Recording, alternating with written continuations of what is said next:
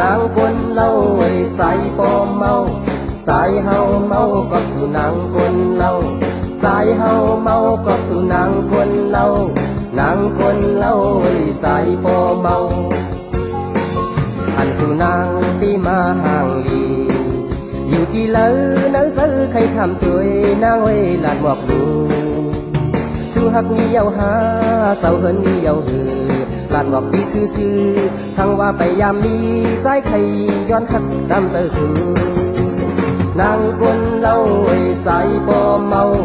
สายเฮาเมากับสู่นางคนเล่าสายเฮาเมากับสู่นางคนเล่า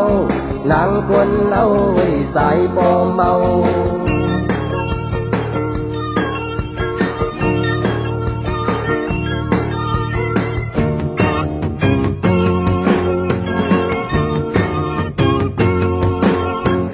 นางคนเล่าไอ้สายปอเมาสายเฮาเมากับสู่นางคนเล่าสายเฮาเมากับสู่นางคนเล่านางคนเล่าไอ้สายปอเมาเอาที่เฮาเมาเมากับสู่แถวถึงเหินสายนอนรับอำไลขึ้นไข่ก็พันสู่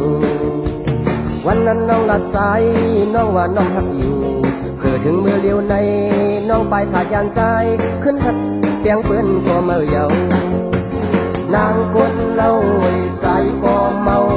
สายเฮาเมากับสู่นางคนเล่าสายเฮาเมากับสู่นางคนเล่านางคนเล่าไอ้สายปอเมานางคนเล่าไอ้สายปอเมาสายเฮาเมากับสู่นางคนเล่าสายเฮาเมากับสู่นางคนเล่านางคนเล่าไอ้สายปอเมา